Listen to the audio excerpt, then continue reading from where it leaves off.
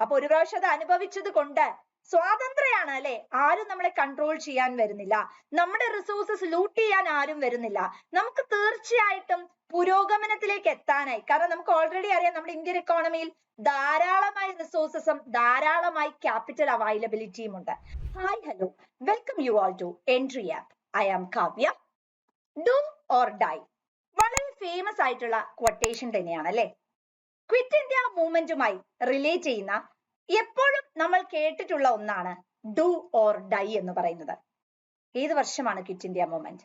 1942 അപ്പൊ നമ്മൾ ഇന്ന് ഈ വീഡിയോയിൽ ക്വിറ്റ് ഇന്ത്യ മൂവ്മെന്റുമായി റിലേറ്റ് ചെയ്യുന്ന കുറച്ച് കാര്യങ്ങളാണ് ചർച്ച ചെയ്യാനായി പോകുന്നത്. So welcome you all once again to quit India movement. Quit India movement എന്ന് പറയുന്നത് ഓഗസ്റ്റ് 8, 1942 അരങ്ങേറിയതാണ്. ബ്രിട്ടീഷ് കൊളോണിയൽ റൂള് നമുക്ക് സഹിക്കാവുന്നതിനും അപ്പുറമായിരുന്നു അല്ലെ. അതായത് massive level of exploitation, drain of wealth, ഇതെല്ലാം വളരെ ഇമ്മൻസ് ആയി നമ്മളുടെ ഇന്ത്യൻ എക്കോണമിയെ ബാധിച്ചു തുടങ്ങുന്ന കാലഘട്ടം. അപ്പോഴാണ് യൂണിറ്റിയുടെയും സാക്രിഫൈസിന്റെയും അടിസ്ഥാനത്തിൽ ഒരു മൂവ്മെന്റ് ലോഞ്ച് ചെയ്യുന്നത്. അത് മറ്റൊന്നും അല്ല അല്ലെ, ഏതായിരുന്നു? Quit India movement. ബ്രിട്ടീഷുകാരുടെ മാസീവ് ലെവൽസ് ഓഫ് ടോർച്ചറിങ്ങിന് എഗെയിൻസ്റ്റ് ആയിട്ടുള്ള, ഒത്തൊരുമിച്ചുകൊണ്ടുള്ള, ഒരു യൂണിഫോം ആയിട്ടുള്ള, എല്ലാ വിഭാഗങ്ങളിൽ നിന്നുള്ളവരുമായിട്ടുള്ള ഒരു യൂണിഫോംഡ് മൂവ്മെന്റ് ആയിരുന്നു ക്വിറ്റ് ഇന്ത്യ മൂവ്മെന്റ് എന്ന് പറയുന്നത്. ക്വിറ്റ് ഇന്ത്യ മൂവ്മെന്റിന്റെ മറുപേരെന്ന് പറയുന്നത് ഓഗസ്റ്റ് ക്രാന്തി മൂവ്മെന്റ് ആയിരുന്നു. വീണ്ടും പറഞ്ഞു, അത് ഓഗസ്റ്റ് 8, 1942 അരങ്ങേറുന്നത്. ഏത് സെഷനിൽ? All India Congress committee session ബംബെയുടെ സമയത്താണ് ഈ ഒരു ക്വിറ്റ് ഇന്ത്യ മൂവ്മെന്റ് അഥവാ ഓഗസ്റ്റ് ക്രാന്തി മൂവ്മെന്റ് എന്ന് പറയുന്നത് അരങ്ങേറുന്നത്. മുമ്പേ പറഞ്ഞു, വളരെ ഫേമസ് ആയിട്ടുള്ള ഒരു കൊട്ടേഷൻ ആയിരുന്നു ഡു ഓർ ഡൈ. ആരാണത് പറഞ്ഞത്? നമ്മുടെ എല്ലാം പ്രിയപ്പെട്ട മഹാത്മാ ഗാന്ധിയാണ് പറഞ്ഞത് അല്ലെ. നിങ്ങൾ പ്രവർത്തിക്കൂ, കാരണം ബ്രിട്ടീഷുകാരുടെ എക്സ്പ്ലോയിറ്റേഷന്റെ കീഴിൽ മാസീവായി നമ്മൾ പ്രോബ്ലംസ് ഫേസ് ചെയ്തുകൊണ്ടിരിക്കുകയാണ്. അതുകൊണ്ട് പ്ലീസ് ആക്ട് ഫാസ്റ്റ്ലി, പെട്ടെന്ന് തന്നെ പ്രവർത്തിച്ചു തുടങ്ങുക. Do or dye. Aruna Asaf Ali വളരെ ഫേമസ് ആയിട്ടുള്ള ഇൻഡിപെൻഡൻസ് മൂവ്മെന്റിലെ ഒരു ഫിഗർ തന്നെയായിരുന്നു അരുണ ആസിഫ് അലി എന്ന് പറയുന്നത്. ഗ്രാൻഡ് ഓൾഡ് ലേഡി അല്ലെ. ഒരുപാട് പരീക്ഷകൾക്ക് ചോദിക്കുന്ന ഒരു ചോദ്യമാണ് grand old lady of independence movement ആരാണെന്നുള്ളത്. അരുണ ആസഫ് അലിയാണ് അല്ലെ. അവരുടെ കോൺട്രിബ്യൂഷൻ ശരിക്കും നമ്മൾ പരിശോധിച്ച് നോക്കിയാൽ ക്വിറ്റ് ഇന്ത്യ മൂവ്മെന്റിൽ വളരെ ഇമ്മൻസ് ആയിട്ടുള്ള കോൺട്രിബ്യൂഷൻസ് ആയിരുന്നു. ഇന്ത്യൻ ഇൻഡിപെൻഡൻസിന്റെ ചരിത്രത്തിലേക്ക് നാഴികക്കല്ലായി നിന്ന ക്വിറ്റ് ഇന്ത്യ മൂവ്മെന്റിൽ ഇവരെ കൂടാതെ ഒരുപാട് പോപ്പുലർ ആയിട്ടുള്ള ഗ്രൂപ്പുകളും ഉണ്ടായിരുന്നു.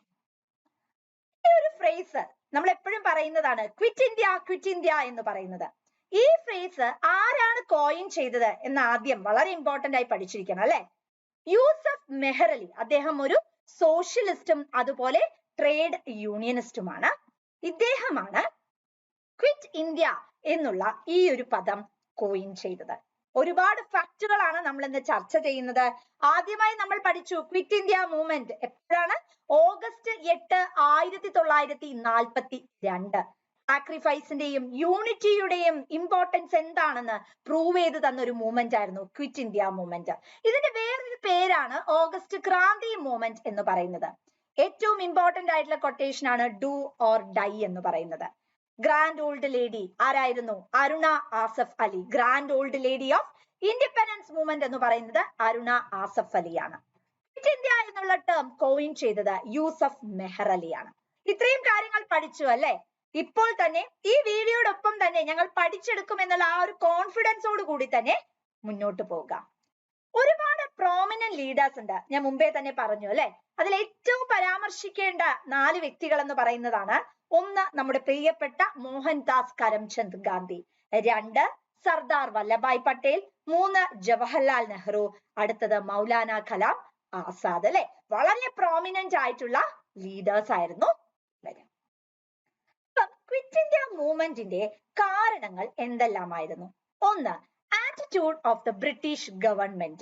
The Indian people people had grown increasingly disillusioned with the British government failure to fulfill its promises regarding India's self-rule. The British also, although they gained Indian support in World War II, did not want to transfer the power easily. The August offer and Cripps mission failed to satisfy the demand of the nationalists. Further, British support to the demand of Pakistan by the Muslim League was making the Indian nationalists, particularly Gandhi, infuriated. അതായത് British ഗവൺമെന്റിന്റെ ഒരു attitude തന്നെയായിരുന്നു, അതായത് ഇന്ത്യൻസിനോടുള്ള ഒരു attitude തന്നെയായിരുന്നു അവിടെ ഏറ്റവും problem ആയിട്ട് നിന്നിരുന്നത്. നമ്മുടെ ഇന്ത്യൻസ് എപ്പോഴും പ്രോമിസ് ചെയ്തത് വേൾഡ് വാർ ടൂവില് ഇവരെ സപ്പോർട്ട് ചെയ്തപ്പോഴും നമ്മൾ ചോദിച്ചത് ഒരൊറ്റ കാര്യം മാത്രമായിരുന്നു, അതായത് നമുക്കൊരു self rule mechanism, transfer of power ഇതെല്ലാം ആവശ്യമാണ്. എന്നാൽ ബ്രിട്ടീഷ് ഗവൺമെന്റ് ഇതൊന്നിനും തയ്യാറായിരുന്നില്ല.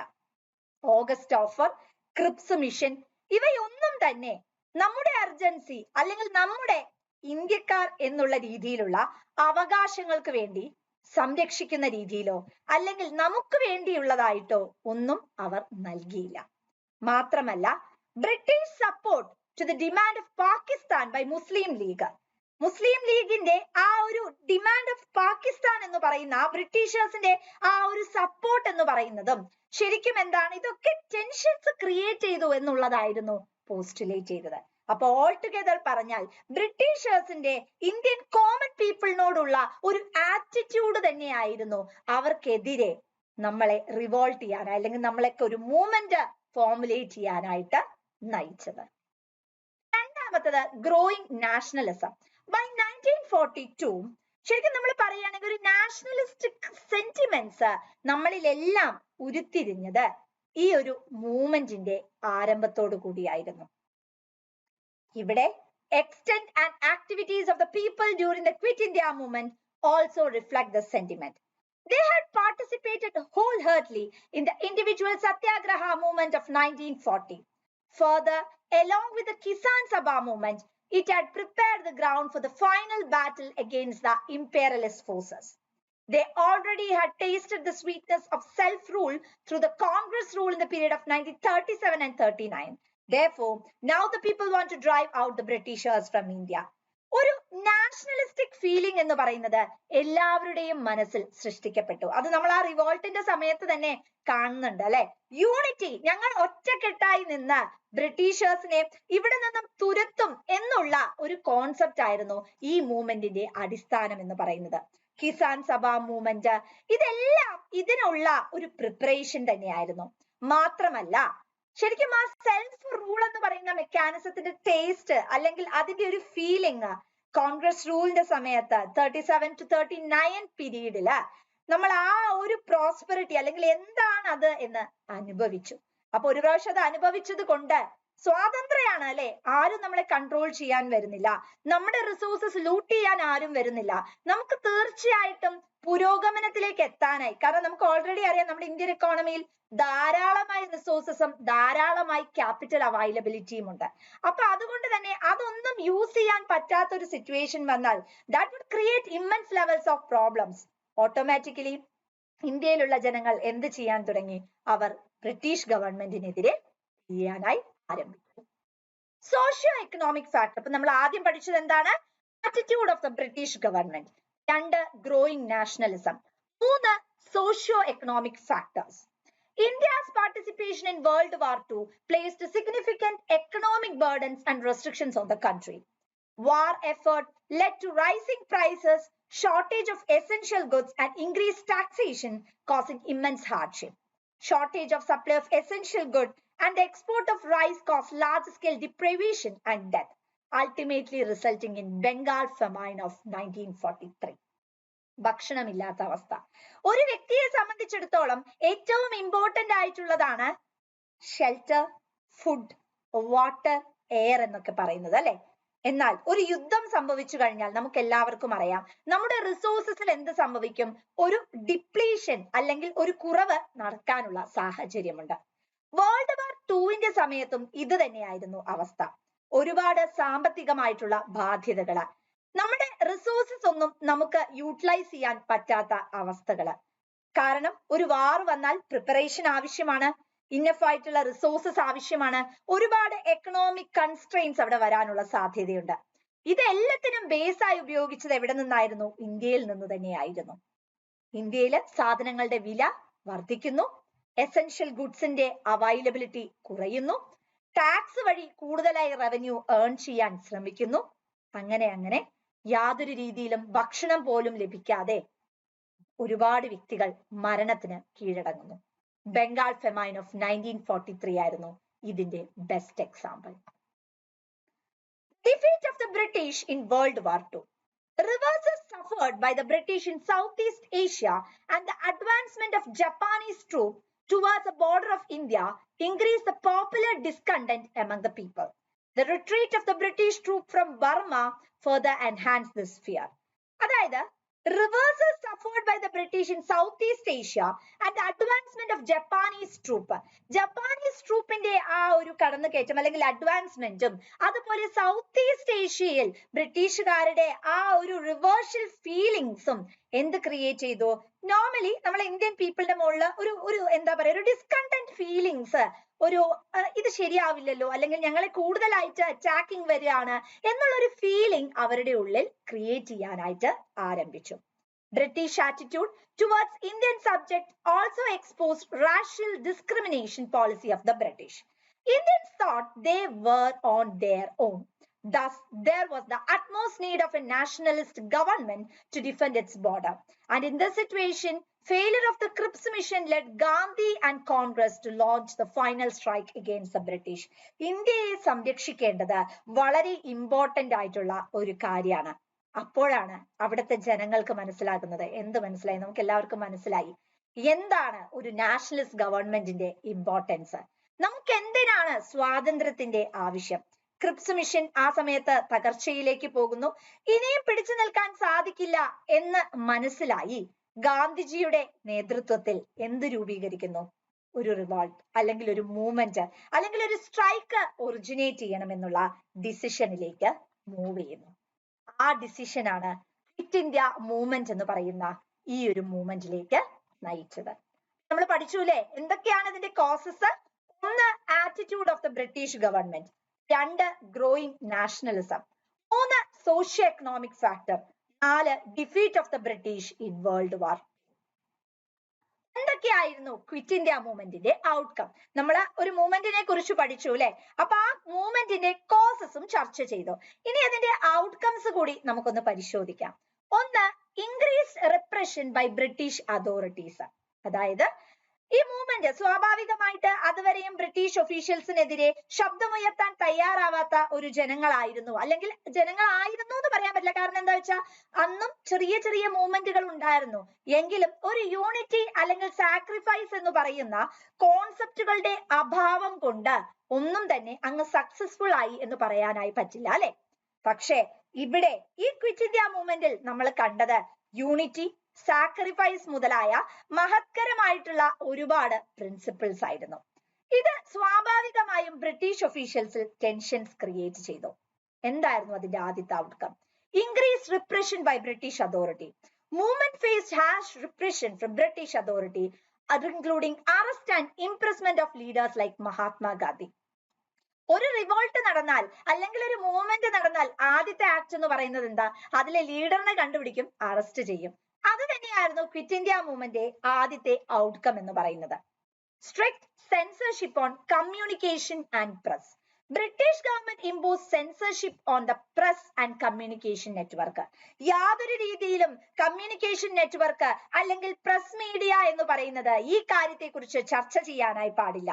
അതായത് നമ്മൾ സ്വാഭാവികമായി മീഡിയയിൽ ന്യൂസ് വരുന്നു അല്ലെങ്കിൽ മീഡിയയിൽ ഒരു കാര്യത്തെ കുറിച്ച് ചർച്ച ചെയ്യുമ്പോൾ അത് എല്ലാവരുടെ മനസ്സിലും എന്ത് ക്രിയേറ്റ് ചെയ്യും? ഒരു ഇമ്പാക്ട് ക്രിയേറ്റ് ചെയ്യും അല്ലെ? സ്വാഭാവികമാണത്.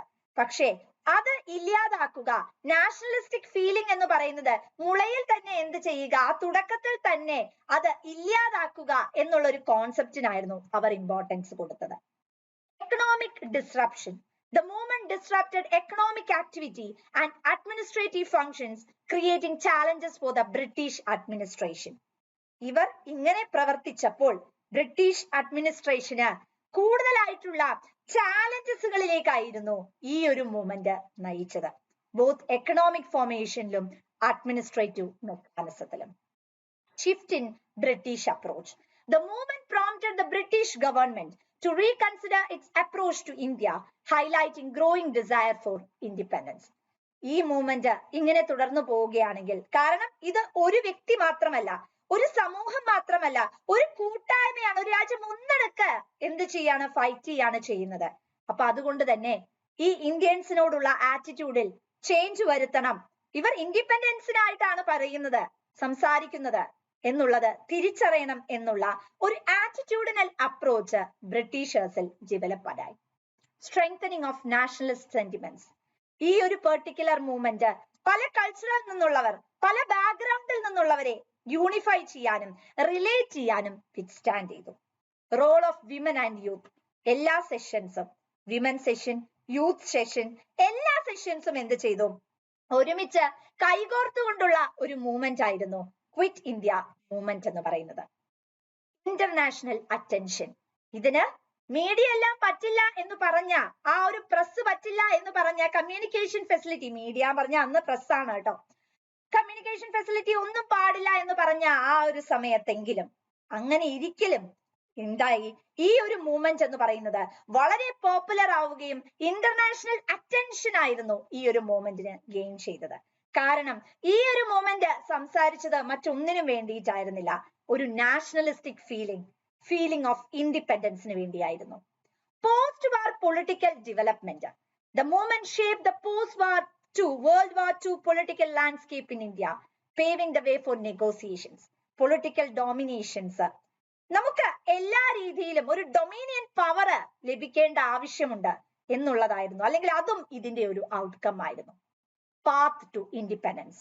The movement highlighted the inevitability of India's eventual freedom. ഇൻഡിപെൻഡൻസിന്റെ ആവശ്യം എന്താണ് ഇന്ത്യക്കാരുടെ ആവശ്യം എന്ന് തിരിച്ചറിയാൻ ബ്രിട്ടീഷുകാരെ ചിന്തിപ്പിച്ച ഒരു മൂവ്മെന്റ് ആയിരുന്നു quit India movement. Quit India മൂവ്മെന്റിനെ അതുകൊണ്ട് തന്നെ നമുക്ക് 3 ഫേസസ് ആയി തരംതിരിക്കാം. ഒന്നാമത്തെ ഫേസിൽ എന്തായിരുന്നു വെച്ചാൽ സ്ട്രൈക്കും റാലീസുമായിരുന്നു ഉണ്ടായിരുന്നത്. അതായത് വർക്കേഴ്സ് ഒന്നും തന്നെ ഇവരുടെ ഫാക്ടറീസിൽ വർക്ക് ചെയ്യാൻ തയ്യാറാവാതെ വളരെ ഇമ്മൻസ് ആയിട്ടുള്ള സ്ട്രൈക്ക്, റാലീസ് ഇതെല്ലാം കണ്ടക്ട് ചെയ്തു. ഇങ്ങനെ പോവുകയാണെങ്കിൽ this would create serious levels of problems എന്ന് മനസ്സിലാക്കിയ ബ്രിട്ടീഷ് ഒഫീഷ്യൽസ് മഹാത്മാഗാന്ധിയെ അറസ്റ്റ് ചെയ്യുന്നു and imprisoned at Aga Khan Palace in Pune, and nearly all the movement's leaders were arrested in this phase. മഹാത്മാഗാന്ധിയെ, ഈ ഒരു മൂവ്മെന്റ് ഇങ്ങനെ തുടർന്നു പോയാൽ റാപ്പിഡ് ആയിട്ടുള്ള പ്രശ്നം വരും എന്ന് മനസ്സിലാക്കിയ ബ്രിട്ടീഷ് ഒഫീഷ്യൽസ് ഗാന്ധിജിയെ അറസ്റ്റ് ചെയ്യുകയും ആഗാ ഖാൻ പാലസ് പൂനെയിൽ കൊണ്ടുപോയി ഇംപ്രസൻ ചെയ്യുകയും ചെയ്യുന്നു. തുടർന്ന് മറ്റുള്ള പോപ്പുലർ ആയിട്ടുള്ള ലീഡേഴ്സിനെയും അവർ അറസ്റ്റ് ചെയ്യുന്നു. രണ്ടാമത്തെ ഫേസ് എങ്ങനെയായിരുന്നു? This focus switched to rural areas with significant revolt. This phase saw rampant destruction of communication systems such as railway tracks and stations, telegraph cables and poles, and attacks on garment building and other obvious symbols of the British administration. രണ്ടാമത്തെ face കുറച്ചുകൂടെ revolt oriented ആയിട്ടുള്ള ഒരു face ആയിരുന്നു. ഇവിടെ ഏതെല്ലാം ഏരിയകളിലാണോ revolt പൊട്ടിപ്പുറപ്പെട്ടത് ആ ഏരിയയെല്ലാം terminate ചെയ്യുക അല്ലെങ്കിൽ ഡിസ്ട്രോയ് ചെയ്യുക എന്നുള്ളതായിരുന്നു ബ്രിട്ടീഷേഴ്സിന്റെ ലക്ഷ്യം. പക്ഷെ ഇത് നേരെ ഓപ്പോസിറ്റ് ആയിട്ടായിരുന്നു വന്നിരുന്നത്. ബ്രിട്ടീഷ് അഡ്മിനിസ്ട്രേഷനുള്ള എല്ലാ മേഖലയിലും അറ്റാക്കുകളായിരുന്നു സെക്കൻഡ് ഫേസിൽ നടന്നത്. മൂന്നാമത്തെ ഫേസ് എന്തായിരുന്നു? Formation of local government at different levels, depicting people's acceptance of authority figure. മൂന്നാമത്തെ ഫേസ് എന്ന് പറയുന്നത് ലോക്കൽ ഗവൺമെന്റിന്റെ ഫോർമുലേഷൻ ആയിരുന്നു. ഞങ്ങൾക്ക് ഫ്രീഡം ആണ് ആവശ്യം, അല്ലെ, ഇത് തരൂ എന്നുള്ളതായിരുന്നു.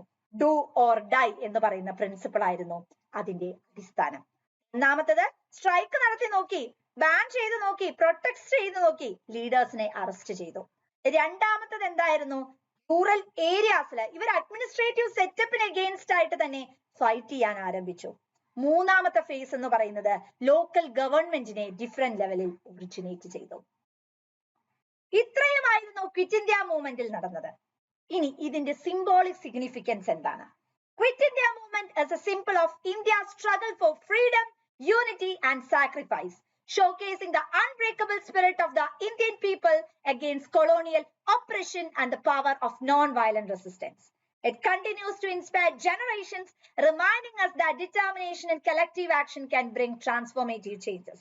ഒത്തുനിന്നാൽ നമുക്ക് എന്തും സാധ്യമാകുമെന്ന് പ്രൂവ് ചെയ്ത ഒരു മൂവ്മെന്റ് ആയിരുന്നു ക്വിറ്റ് ഇന്ത്യ മൂവ്മെന്റ് എന്ന് പറയുന്നത്. Freedom, unity, sacrifice and we gave everything, do or dye, അതായിരുന്നു നമ്മുടെ പ്രിൻസിപ്പിൾ എന്ന് പറയുന്നത്. ഇന്നും ക്വിറ്റ് ഇന്ത്യ മൂവ്മെന്റ് എന്ന് പറയുന്നത് ഇന്ത്യൻ ഇൻഡിപെൻഡൻസിന്റെ ചരിത്രത്തിൽ തന്നെ നാഴികക്കല്ലായി നിൽക്കുന്നത് ഈ ഒരു യൂണിറ്റി കൊണ്ടായിരുന്നു, ഈ ഒരു സാക്രിഫൈസ് കൊണ്ടായിരുന്നു. ക്വിറ്റ് ഇന്ത്യ മൂവ്മെന്റ് എന്നും ചരിത്രത്തിൽ പരാമർശിക്കപ്പെടുന്ന ഒന്ന് തന്നെയായിരിക്കും. ഓഗസ്റ്റ് 9 വളരെ ഇമ്പോർട്ടന്റ് ആയിട്ടുള്ള ഡേറ്റ് ആണ് അല്ലെ, ക്വിറ്റ് ഇന്ത്യ മൂവ്മെന്റ്, ഓഗസ്റ്റ് 9. അപ്പൊ നമ്മൾ ഇന്ന് ക്വിറ്റ് ഇന്ത്യ മൂവ്മെന്റിനെ കുറിച്ചാണ് ചർച്ച ചെയ്തിട്ടുള്ളത്. എല്ലാവർക്കും വ്യക്തമാണ് എന്ന് തന്നെ വിചാരിക്കുന്നു, വിശ്വസിക്കുന്നു. Thank you.